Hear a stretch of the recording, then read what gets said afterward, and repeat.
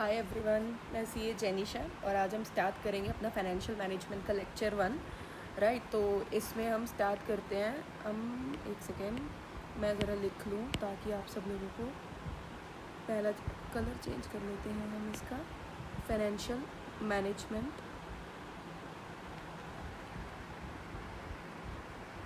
ये माइंड में रहेगा ना हमारे, फिर अगर हम लिख लेंगे राइट। तो आज हम जो डिस्कस करने वाले हैं मैं उसको भी लिख देती हूँ। आज के हमारे टुडेज टॉपिक हैं जो वो है, सबसे पहले तो हम एग्ज़ाम पैटर्न के ऊपर डिस्कशन करेंगे कि एग्ज़ाम कैसे आएगा, किस पैटर्न में आएगा। एंड सेकेंड हम फाइनेंस के थोड़े से और बेसिक्स देखेंगे, क्योंकि आई बिलीव अगर बेसिक्स स्ट्रॉन्ग रहते हैं तो हमारा पूरा बिल्डिंग अच्छी बनती है, क्योंकि नींव तो अच्छी होनी ही चाहिए। और हम कॉस्ट ऑफ कैपिटल जो चैप्टर है उसको स्टार्ट करेंगे आज, ठीक है। तो ये 3 चीज़ें आज का हमारा टारगेट रहेंगी: एग्ज़ाम पैटर्न, फाइनेंस के basics and cost of capital, ठीक है। तो अभी हम एग्ज़ाम पैटर्न से स्टार्ट करते हैं। एग्ज़ाम पैटर्न, इसमें हमें देखना है आपका सब्जेक्ट का पहले नाम क्या है। एक सेकेंड, एग्ज़ाम पैटर्न से हम स्टार्ट करते हैं। तो आपका पेपर नंबर 6 है, ये 2 पार्ट्स में डिवाइड है। 6A financial management, 6B strategic management. Written exam होगा 70 मार्क्स का, MCQ होंगे 30 मार्क्स के राइट। अब जो FM है, जो पेपर 6A है, पेपर 6A FM, एंड इधर हम लिख लेते हैं पेपर 6B स्ट्रेटेजिक मैनेजमेंट। एक सेकेंड, एक लाइन खींच लेते हैं हम।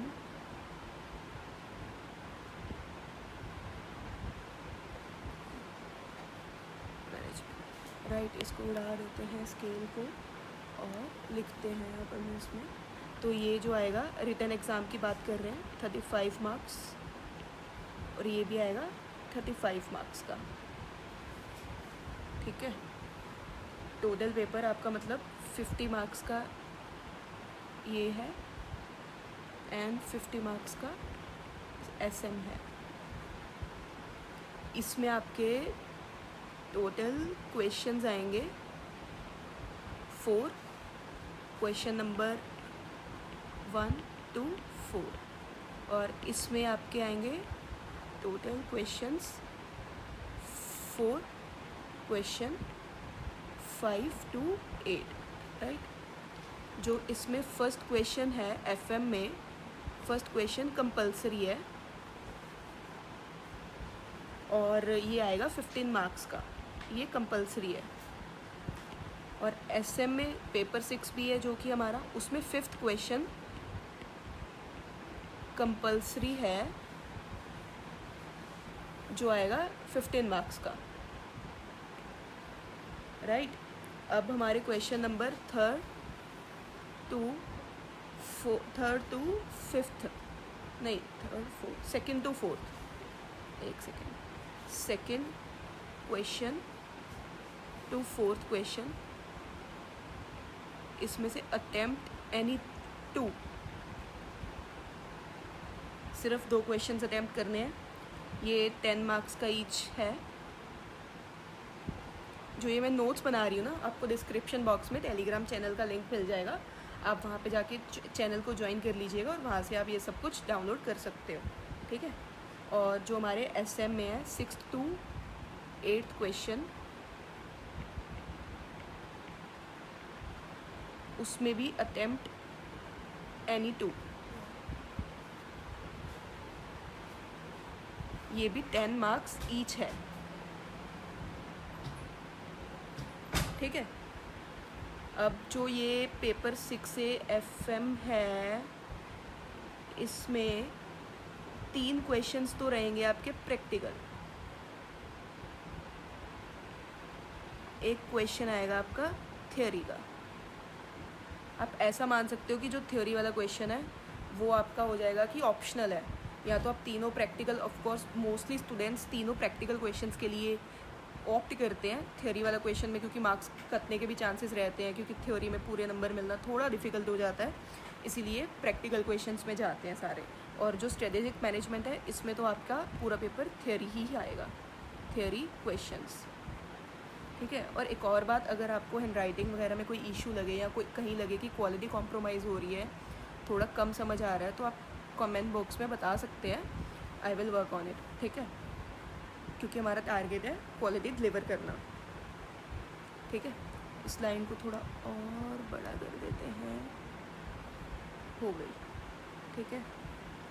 तो एग्ज़ाम पैटर्न ये रहेगा आपका, 50 मार्क्स का फाइनेंशियल मैनेजमेंट आएगा, 50 मार्क्स का आएगा स्ट्रेटेजिक मैनेजमेंट, पूरा 100 मार्क्स का पेपर आएगा, जिसमें से 30 मार्क्स के MCQs आएंगे, 70 मार्क्स का रिटन एग्ज़ाम रहेगा अपना, राइट। 30 मार्क्स के MCQ, 70 मार्क्स का रिटन एग्ज़ाम रहेगा। पेपर 6 से होगा आपका फाइनेंशियल मैनेजमेंट का, पेपर 6 भी होगा आपका स्ट्रेटेजिक मैनेजमेंट का, 35 मार्क्स के दोनों आएंगे, और दोनों में 4 क्वेश्चंस आएंगे, जिसमें से आपको 3 क्वेश्चंस अटैम्प्ट करने होंगे, और जो 3 क्वेश्चंस होंगे उसमें से क्वेश्चन 1 इन FM कंपलसरी रहेगा, और 5th question in SM compulsory रहेगा। जो आपका second question to 4th question होगा उसमें से आपको कोई 2 क्वेश्चन अटैम्प्ट करने होंगे, और स्ट्रेटेजिक मैनेजमेंट में 6 to 8 क्वेश्चन में से आपको कोई भी 2 क्वेश्चन अटैम्प्ट करने होंगे। जो FM है उसमें आपका 3rd क्वेश्चन, 3 क्वेश्चन तो आपके प्रैक्टिकल आएंगे, और 1 क्वेश्चन आएगा थ्योरी वाला क्वेश्चन मोस्टली 4th क्वेश्चन रहता है, वो आप चेक कर लीजिएगा, ठीक है। और स्ट्रेटेजिक मैनेजमेंट में आपके सारा पेपर थ्योरी का रहेगा, राइट।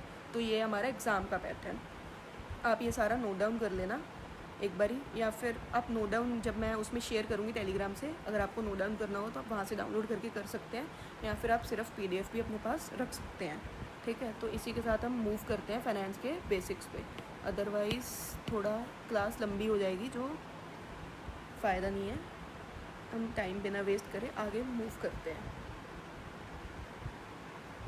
जो हमारा सेकंड टॉपिक रहेगा आज का,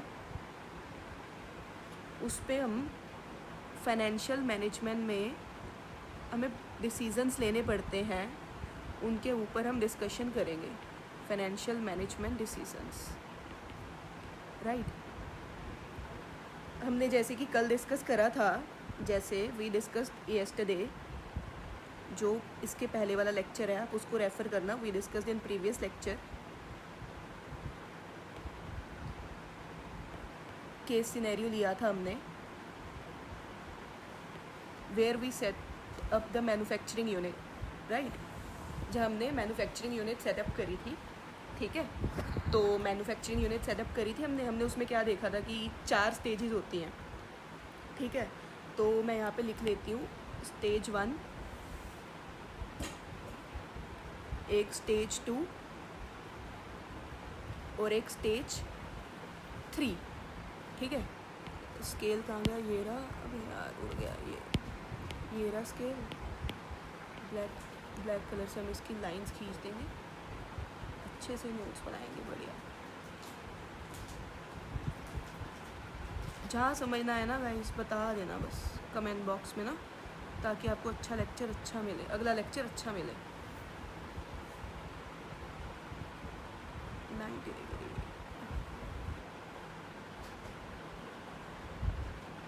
ठीक है। ये स्केल को अब हम उड़ा देते हैं, ठीक है। जो स्टेज 1 थी, एक स्टेज 2 थी, एक स्टेज 3 थी। हमने स्टेज 1 में क्या देखा था कि बिज़नेस स्टार्ट करने के लिए हमें किस किस चीज़ की ज़रूरत है, बताओ गाइस, किस किस की ज़रूरत है, आपको पता है। एक तो हमें लैंड एंड बिल्डिंग की, हमने ये एग्जांपल में लिया था अपनी, plant and machinery, furniture and fixtures, ठीक है।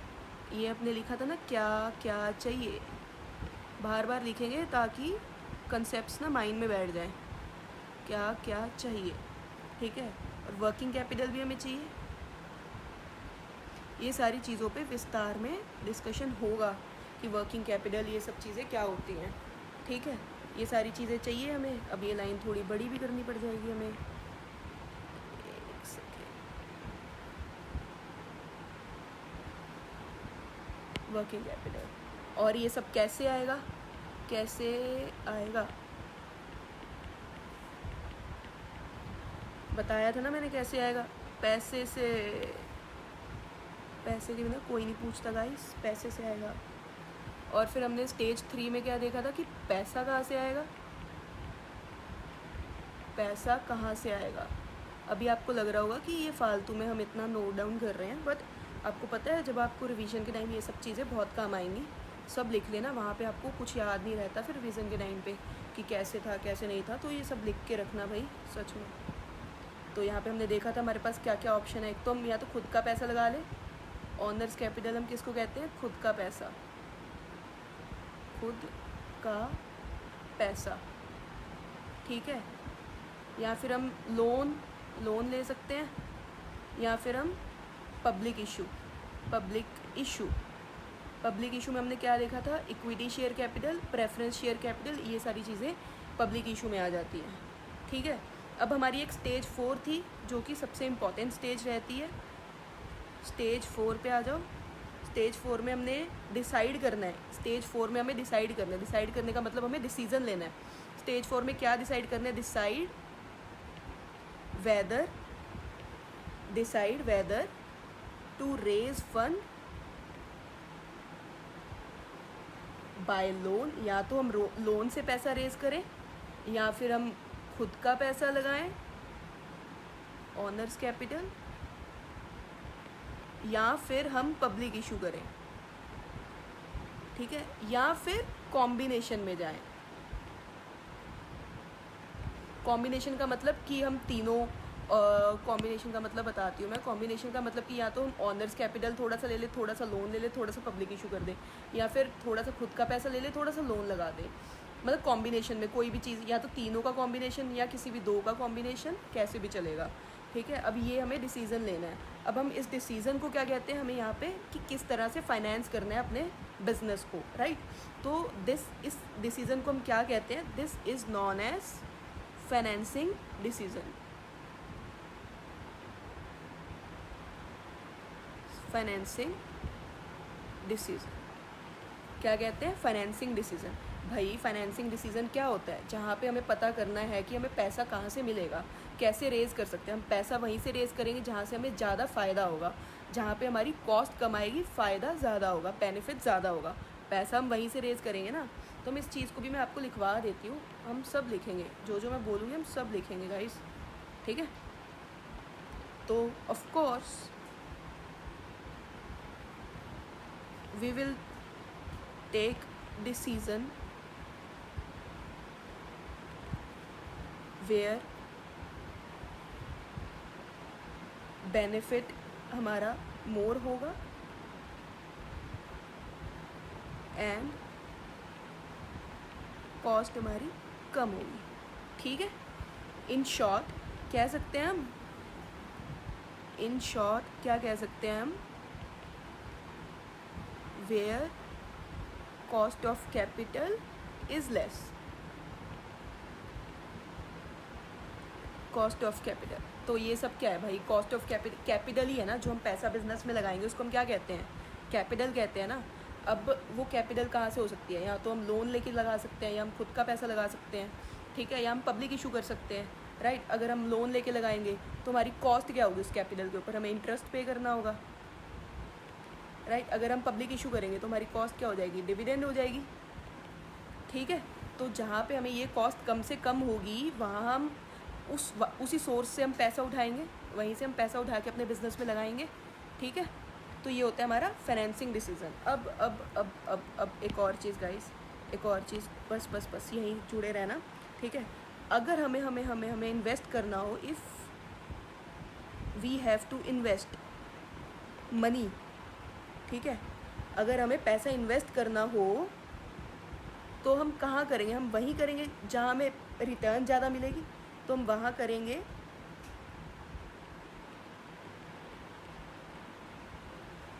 जहाँ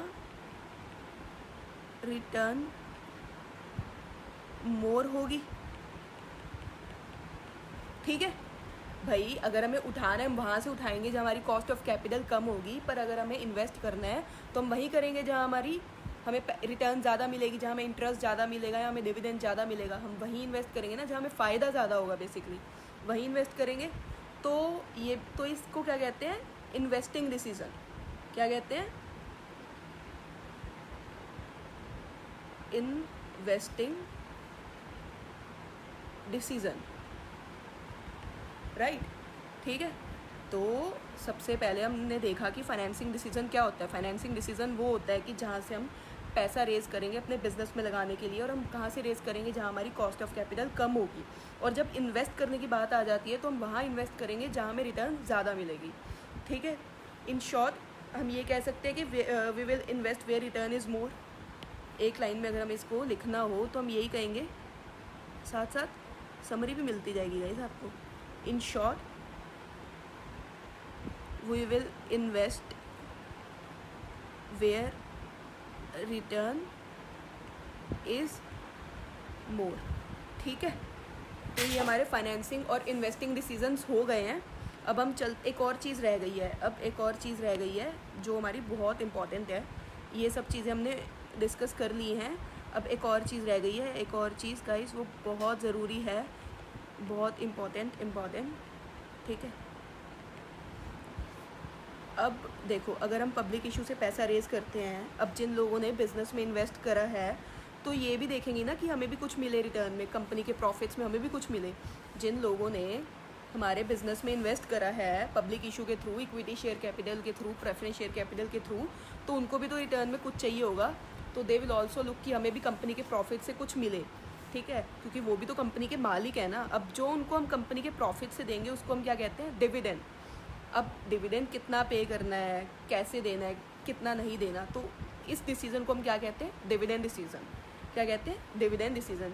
भाई equity share capital, preference share capital, इन लोगों को तो देना पड़ेगा ना, वो भी तो हमारे बिजनेस में इतना बड़ा रिस्क लेके पैसा लगा रहे हैं, तो वो कंपनी के मालिक होते हैं इक्विटी शेयर कैपिटल, आप लोगों को पता है।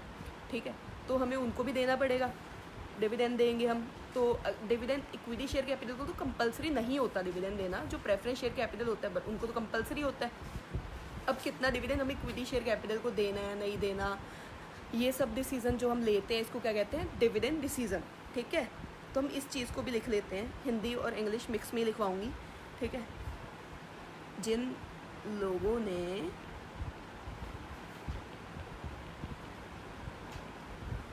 बिजनेस में इन्वेस्ट करा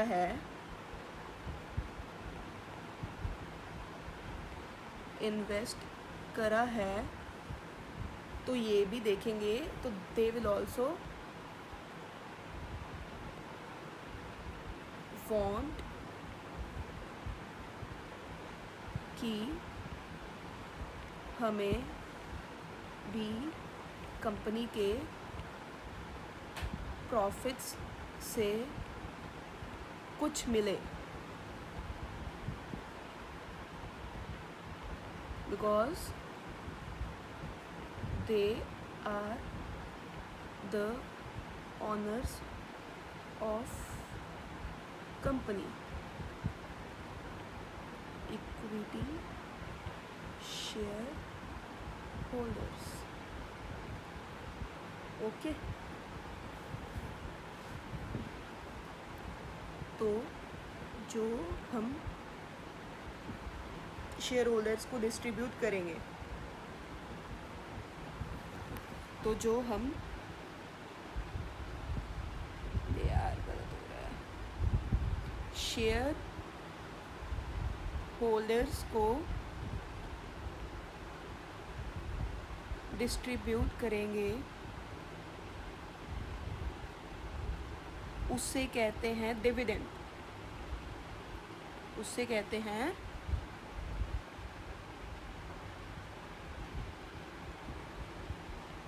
डिविडेंड। ठीक है, नाउ डिसीजन टू डिस्ट्रीब्यूट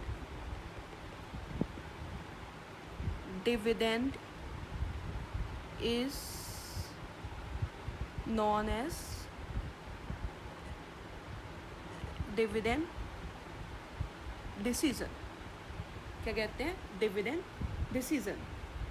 ठीक है, डिसीजन वही लेंगे जो हमारे बिजनेस के लिए बेस्ट होगा। ये बात को हमें इन 3 डिसीज़न से हमने क्या सीखा कि डिसीज़न तो वही लेंगे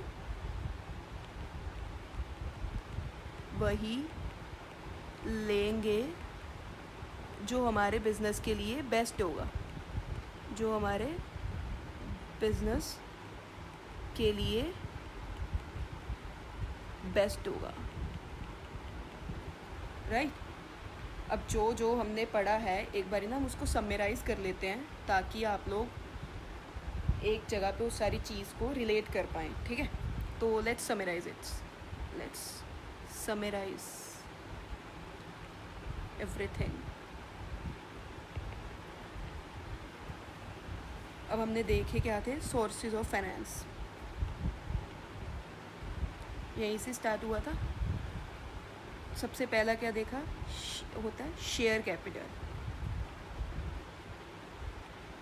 एक हमने देखा लोन। अब शेयर कैपिटल में 2 होती हैं, एक को कहते हैं इक्विटी शेयर कैपिटल, एक को कहते हैं प्रेफरेंस शेयर कैपिटल। अब मैंने आपको जैसे कि बताया कि इक्विटी शेयर कैपिटल में इट्स कंपनीज डिस्क्रिशन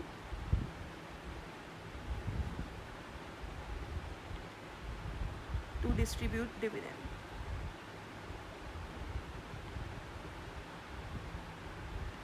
भाई इक्विटी शेयर कैपिटल वालों को, इक्विटी शेयर होल्डर्स को डिविडेंड देना है नहीं देना वो कंपनी की मर्जी होती है सोल। पर प्रेफरेंस शेयर कैपिटल में कंपलसरी होता है, कंपलसरी डिविडेंड डिस्ट्रीब्यूशन।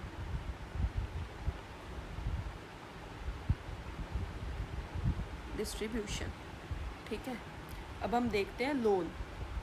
लोन में क्या होता है, हमें इंटरेस्ट पेमेंट करनी होती है। हमारी इसमें कॉस्ट ऑफ कैपिटल क्या होती है, इंटरेस्ट पेमेंट। शेयर कैपिटल में हमारी क्या होती है, डिविडेंड, ठीक है। अब बचते हैं हमारे रिटेन अर्निंग्स। रिटेन अर्निंग्स में भी हम एक बार इस चार्ट में लिख लेते हैं, पर इसको हम नीचे डिस्कस करते हैं, डिस्कस बिलो। ऐसे आप लिख लेना डिस्कस बिलो, फिर नीचे आपको याद आएगा कि नीचे है इसके बारे में। तो यहाँ पे हम एक बार रिटेन अर्निंग्स का भी डिस्कशन कर लेते हैं। पहले तो हम चलो ये यहाँ पे हम करेंगे रिटेन अर्निंग्स। रिटेन अर्निंग्स क्या होता है बताओ, क्या होता है? रिटेन अर्निंग्स वो होता है जो हमारा कंपनी का प्रॉफिट होता है, टैक्स वैक्स पे कर दिया, इंटरेस्ट पे कर दिया, ठीक है। जो प्रॉफिट होता है, प्रॉफिट आफ्टर टैक्स सब कुछ पे करने के बाद, प्रेफरेंस वालों को डिविडेंड देने के बाद जो पैसा बच जाता है, या तो हम उसको इक्विटी शेयर होल्डर्स को डिस्ट्रीब्यूट कर देते हैं, या तो हम डिस्ट्रीब्यूट कर देते हैं शेयर होल्डर्स को, या हम उसको बिजनेस में ही डाल लेते हैं, फ्लो बैक टू बिजनेस। क्योंकि इक्विटी वालों को तो देना कंपनी की मर्जी होती है ना, फ्लो बैक टू बिजनेस। या फिर हम थोड़ा सा दे देते हैं और थोड़ा सा बिजनेस में रख लेते हैं, डिस्ट्रीब्यूट भी कर देते हैं और फ्लो भी कर लेते हैं। फ्लो का मतलब बिजनेस में रख लेते हैं, ठीक है। जो हम डिस्ट्रीब्यूट करते हैं शेयर होल्डर्स को प्रॉफिट का हिस्सा, उसको हम कहते हैं डिविडेंड, ठीक है। तो जो हम बिजनेस में रख लेते हैं, हमने जो पैसा रिटेन करा, इसलिए इसको क्या कहते हैं, रिटेन्ड अर्निंग्स। जो हमने बिजनेस में रख लिया, कमाया हुआ पैसा शेयर होल्डर्स में नहीं दिया, उसको क्या कहते हैं, retained earnings. As we retained the money in business.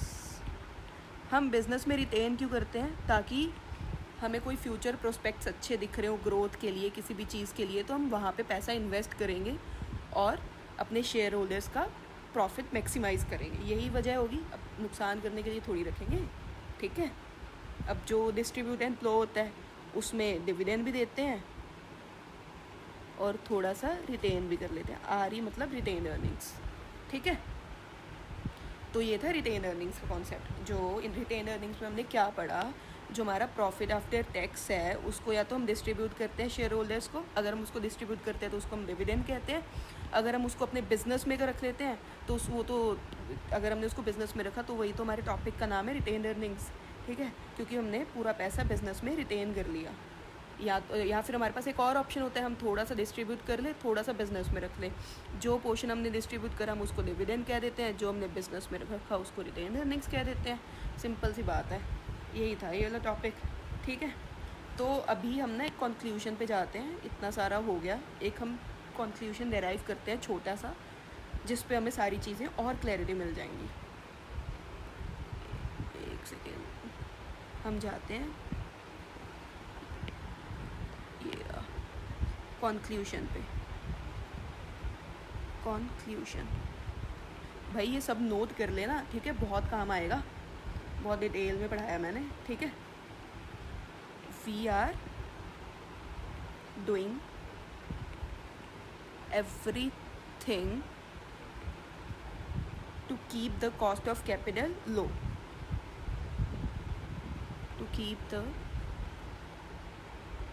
cost of capital low, right? Thus we can say in financial management we are concerned with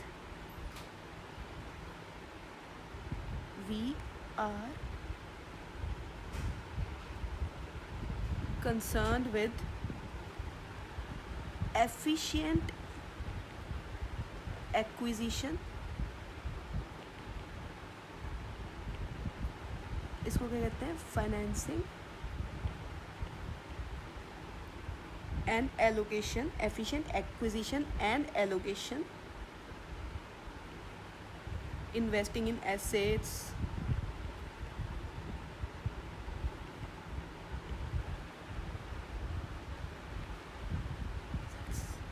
etc. ठीक है, why? with the aim of profit maximization,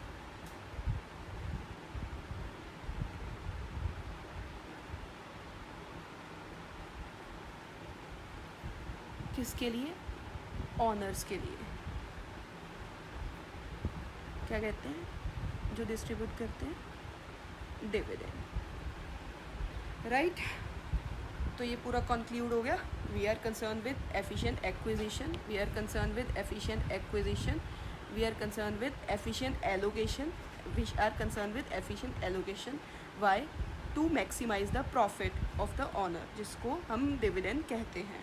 efficient acquisition, जहाँ से हम funds raise करते हैं, financing decision, वहीं से acquire करेंगे ना फंड्स, जहाँ पे हमें कम कॉस्ट ऑफ कैपिटल होगी, और एलोकेट वहाँ करेंगे जहाँ हमें फ़ायदा ज़्यादा से ज़्यादा होगा, investing in assets with the aim of profit maximisation for the owners. Dividend के लिए प्रॉफिट मैक्सिमाइज करने का हमारा फाइनेंशियल मैनेजमेंट का एम ही हमारा ये होता है कि हमें प्रॉफिट मैक्सिमाइज करना है अपने ऑनर्स का। ऑनर्स कौन होते हैं? जिन्होंने, जब हमने पब्लिक इशू के थ्रू पैसा रेज करा होता है, जो हमारे इक्विटी शेयर होल्डर्स होते हैं, वो हमारे कंपनी के मालिक होते हैं।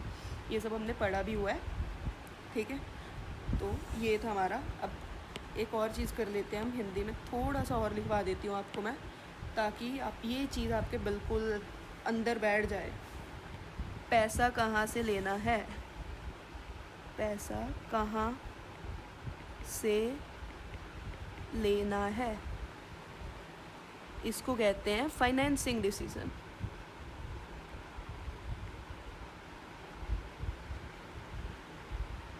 पैसा इन्वेस्ट कहाँ करना है,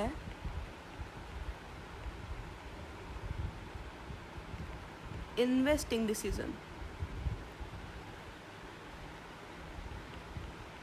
पैसा शेयर होल्डर्स में कितना देना है, उससे कहते हैं डिविडेंड डिसीजन।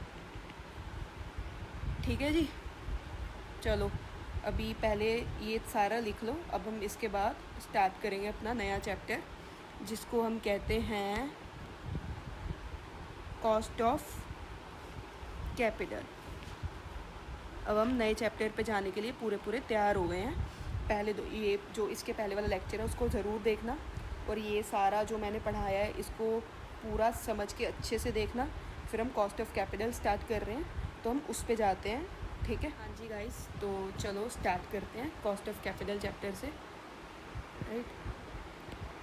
एक सेकेंड, यहाँ हम लिख लेते हैं cost of capital.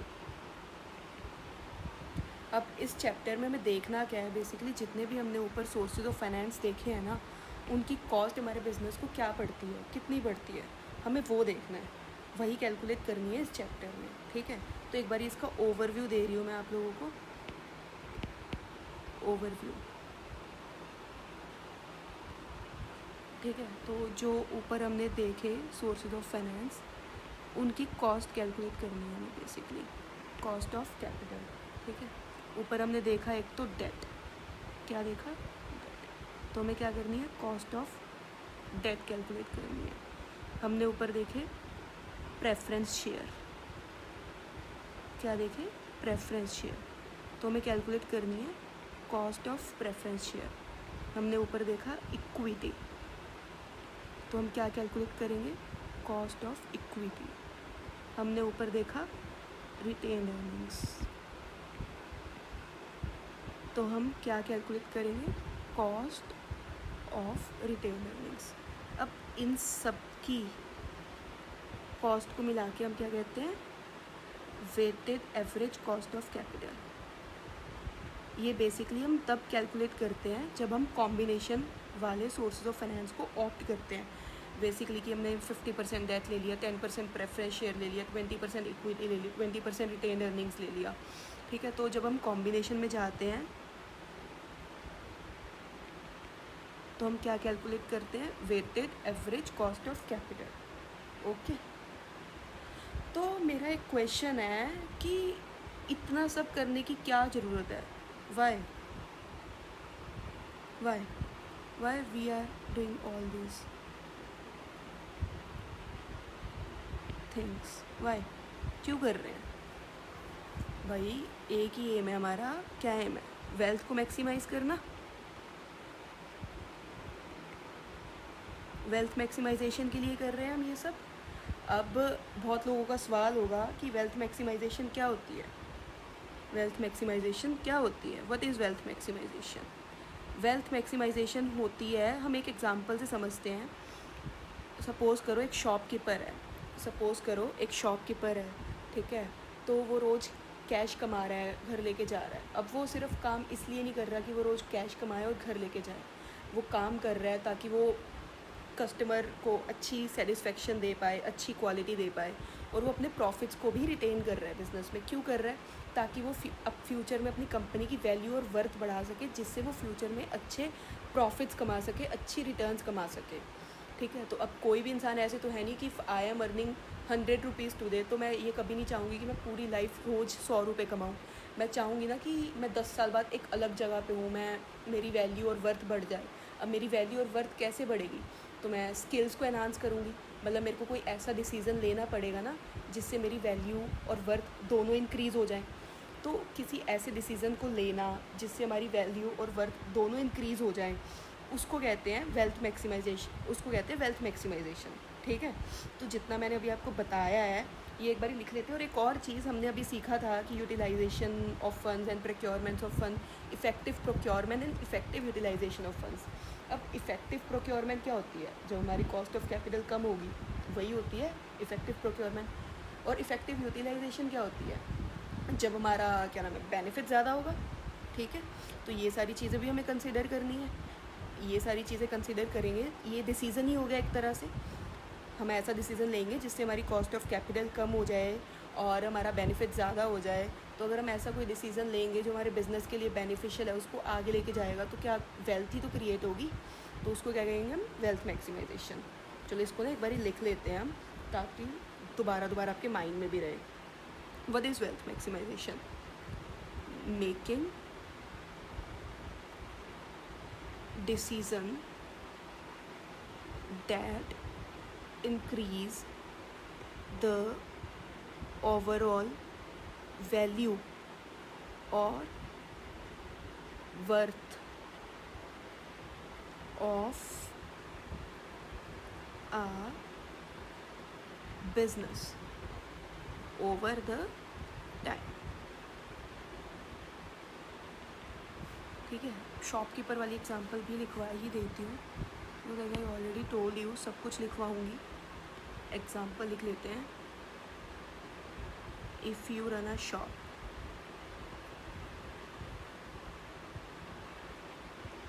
you are not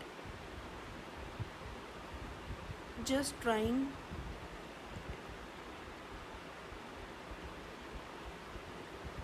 to earn cash, right? But you are also making smart choices like product quality,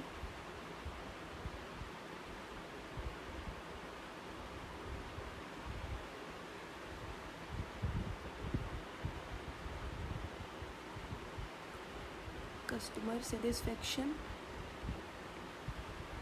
or you can say retaining profits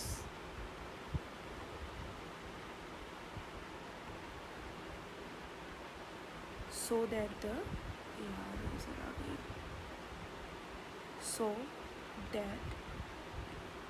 the shop grows, becomes more valuable, and earns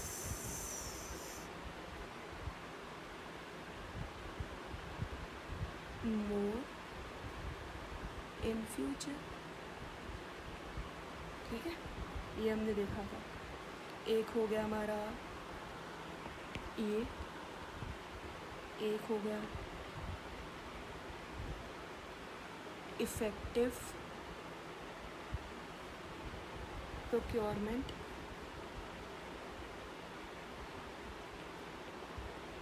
and utilisation of funds. ठीक है जी, इतना सारा लिख लिया आपने.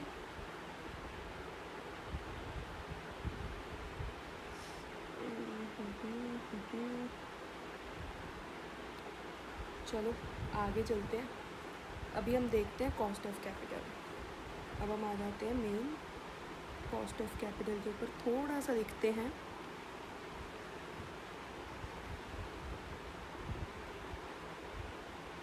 Cost of capital क्या होती है? कॉस्ट ऑफ कैपिटल होती है जिससे हम कैपिटल ले रहे हैं, जो प्रोवाइडर ऑफ कैपिटल है उसकी रिटर्न्स जो होती हैं वो हमारे लिए कॉस्ट ऑफ कैपिटल हो गई, right? If we are borrowing from the bank, हम बैंक से लोन ले रहे हैं 10% पे, ठीक है, तो हम बैंक को 10% इंटरेस्ट दे रहे हैं, तो जो हम इंटरेस्ट दे रहे हैं वो हमारे लिए कॉस्ट हो गई, बट बैंक के लिए रिटर्न हो गई, राइट? तो return expectation of the provider is cost of capital. क्या है? Return expected by the provider is cost of capital. एक तो नोट लिखते हैं, उससे आपको और अच्छे से क्लैरिटी आ जाएगी. नोट लिखो, लिखते लिखते समझ आ जाएगा इसमें. अगर हम if we procure funds from any source of finance, if we procure funds from any source of finance listed above,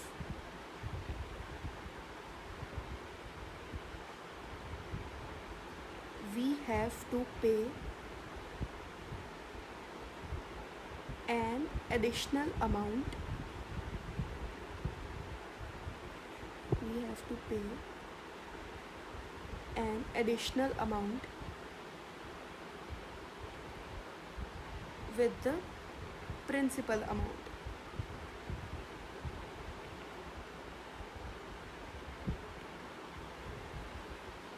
The additional amount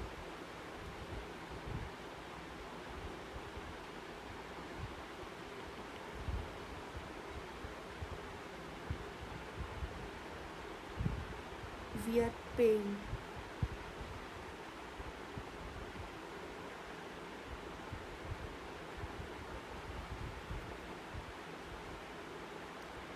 the additional amount that we are paying is because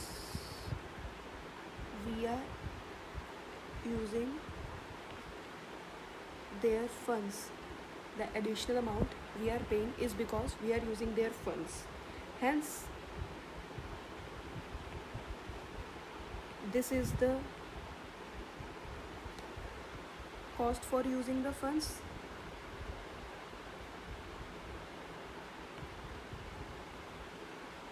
funds को हम क्या कहते हैं? Capital.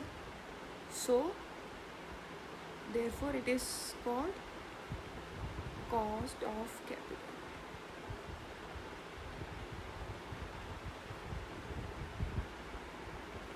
अगर simple terms में बोलूँ ना, किसी के पैसे को यूज़ करने का भाड़ा जो हम पे कर रहे हैं ना, उसको कॉस्ट ऑफ कैपिटल कहते हैं. जैसे हम घर लेते हैं रेंट पे, तो हम उसका रेंट पे करते हैं ना. घर को भाड़े पे लिया हमने, तो हमने रेंट पे करा. वैसे ही जब हम पैसे को किसी से भाड़े पे लेते हैं, तो हम उसका रेंट जो पे करते हैं उसको कॉस्ट ऑफ कैपिटल कहते हैं. ठीक है, ये होता है कॉस्ट ऑफ कैपिटल का मतलब सिंपल लैंग्वेज में. अब हम ना एक एक करके उठाना स्टार्ट करते हैं. सबसे पहले हम डेट के ऊपर जाते हैं. ठीक है, तो let's move on debt. So debt को एक बार अच्छे से लिख देती हूँ. पहला हमारा स्टार्ट हो रहा है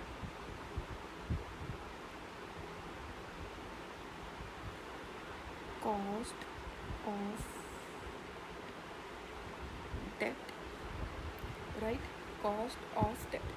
इसमें ना कुछ लिखते हैं हम साथ साथ, बिकॉज लिखना इज़ वेरी ज़रूरी. कॉस्ट ऑफ डेट, इसमें हम लिखते हैं debt holders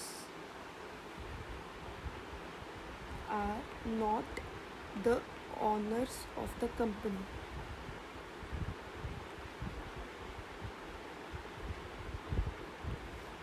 Hence,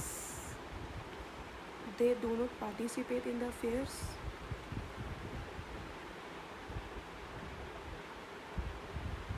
They don't participate in the affairs of the company.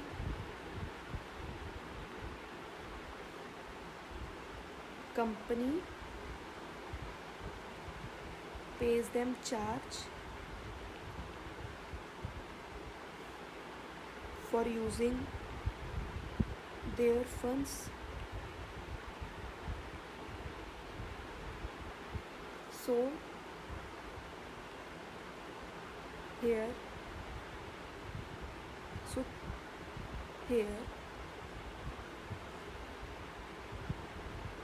interest is that charge. Hence, interest is the cost of capital.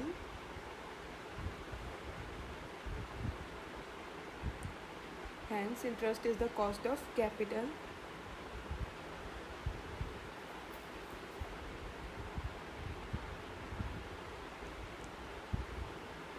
Of debt.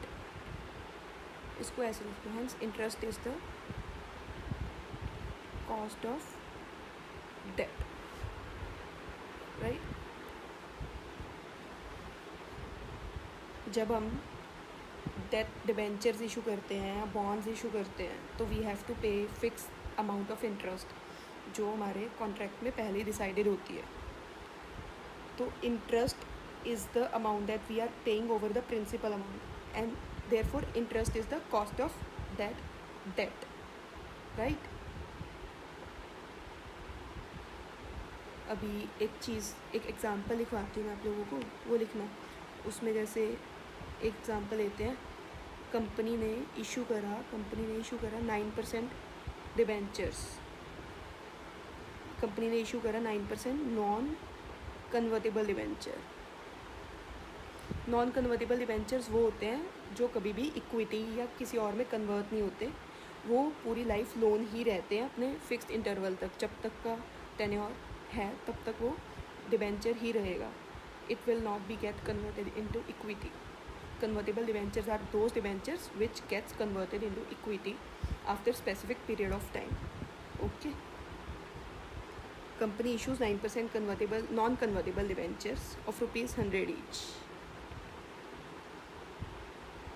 अब यहाँ पे face value क्या है 100। इंटरेस्ट कितना होगा 100 into 9%, that is 90. Okay, interest is always calculated on face value.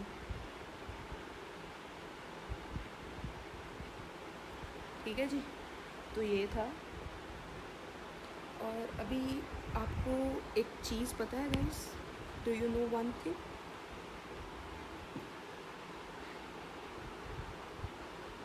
that helps in saving tax,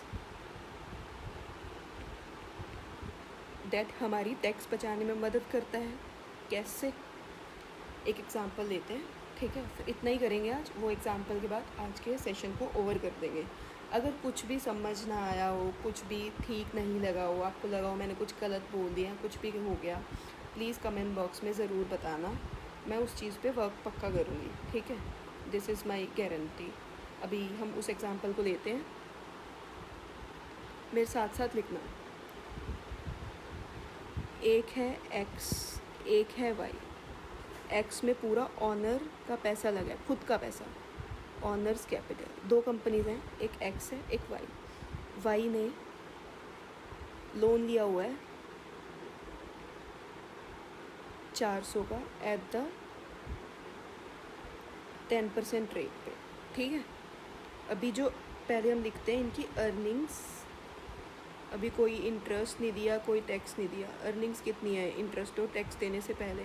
earnings before interest and tax. इसको हम short में बोलते हैं EBIT। दोनों की सेम है, 100।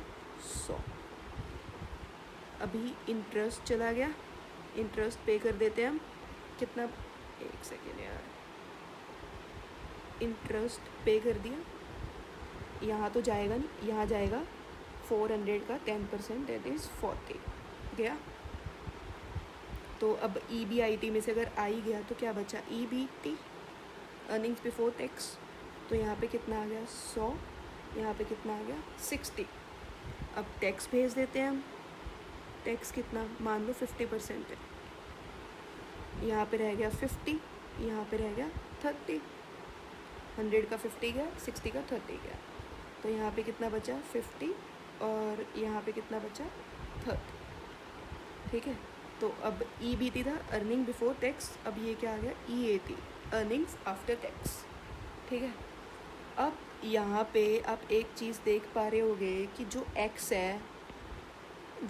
है उसने भी 100 अर्न करा, बट उसने टैक्स कितना पे करा 50। और जो Y है उसने भी 100 अर्न करा, बट उसने टैक्स कितना पे करा 30। तो जो Y है उसने 20 लाख कम टैक्स पे करा, I mean 20 lakh come tax पे करा, ठीक है? इसने 50 करा, इसने 30 करा, तो Y ने 20 कम टैक्स पे करा, राइट? अब वो क्यों करा? अगर हम देखें तो जो टैक्स सेविंग है Y की, as we can see, tax saving है जो Y की, एक सेकेंड, जो टैक्स सेविंग है Y की वो कितनी हो गई? 20 लाख हो गई, क्योंकि इसने 50 पे करा, क्योंकि X ने 50 पे करा, Y ने 30 पे करा। अज्यूम कर लो ये सारी जो फिगर्स है ना, फिगर्स इन लैक्स हैं, ठीक है? तो टैक्स सेविंग कितनी हो गई Y की? 20 लाख हो गई। क्यों हो गई? क्योंकि उसने इंटरेस्ट पे कर दिया, ड्यू टू इंटरेस्ट पेमेंट, ठीक है? वाई का जो 40 लाख लेस हुआ, वाई का देखो, जो ये मैं लिखवाती हूँ, वाई जो ये वाई है, एक सेकेंड, जो ये वाई है इसका जो ये 40 लाख लेस हुआ, इसके कारण इसकी जो इनकम थी वो 60 लाख रह गई, इसके कारण जो इसकी इनकम थी वो 60 लाख रह गई, इसलिए इसका कम टैक्स लगा। ठीक है, अब जो एक्स था उसने तो पूरे 100 लाख पे दिया, इसने 60 लाख पे दिया, इसलिए एक्स का तो 50 लाख गया, वाई का 30 लाख गया। ठीक है, तो क्योंकि एक्स का अब जो टैक्स है एक्स का वो 100 लाख पे लगा, वाई का जो टैक्स है वो 60 लाख पे लगा। ठीक है, तो वाई का जो टैक्स है वो 20 लाख हुआ, 20 लाख हुआ, 50 माइनस 30 20 लाख हुआ। ठीक है, जो अभी मैंने बोला ना, एक बार उसको साथ साथ लिखते हैं ताकि और क्लैरिटी मिलती जाए। देखना भी, वाई का जो ₹40 लाख एज आ इंटरेस्ट पेमेंट लेस हुआ, उस पे टैक्स नहीं लगा। ठीक है, उस पे टैक्स नहीं लगा, बट एक्स पर तो इंटरेस्ट पे ही नहीं करना था, पे ही नहीं करना था, तो टैक्स एंटायर 100 लाख पर गया। ठीक है जी, अब वाई की टैक्स सेविंग कितनी है, वाई की टैक्स सेविंग कितनी है, कितनी है जी बताओ, कितनी हुई, कितने पे उसने टैक्स नहीं पे करा, 40 लाख पे उसने टैक्स नहीं पे करा, कितना नहीं करा, 50% नहीं करा, तो उसकी कितनी टैक्स सेविंग हो गई, 20 लाख। ठीक है, हमने ये ऐसे निकाला। ओके, चलो अब इसका एक शॉर्टकट भी है। शॉर्टकट में अगर मैं आपको बताऊं, कॉस्ट ऑफ डेट निकालने का हमारा इंटरेस्ट कितना था, इंटरेस्ट हमने कितना पे करा, 40 लाख, और टैक्स कितना था 0.5, तुम्हारा कितना रह गया 20 लाख। ये हमारा कॉस्ट ऑफ डेट निकालने का फॉर्मूला भी है, जो हम कल की क्लास में कंटिन्यू करेंगे। ठीक है जी, एक बार ये वाली एग्जांपल मैं आपको फिर से समझा देती हूँ, ये वाली एग्जांपल मैं फिर से समझा देती हूँ। जो हमारा दो कंपनीज हैं, एक है एक्स, एक है वाई। एक्स में पूरा पैसा खुद का लगा है, वाई में हमने लोन ले रखा है 400 लाख का 10% के इंटरेस्ट पे। तो दोनों की जो अर्निंग्स हैं बिफोर इंटरेस्ट एंड टैक्स, दोनों की 100 लाख्स हैं। और जब हमने इंटरेस्ट लेस करा तो एक्स में तो होगा नहीं, बिकॉज उसमें पूरा पैसा मालिक का लगा हुआ है, बट जो वाई है हमने उसमें लोन ले रखा है, तो 40 लाख हमारा लोन का गया। तो हमारे पास EBT कितना बचा 100 एंड इधर बचा 60।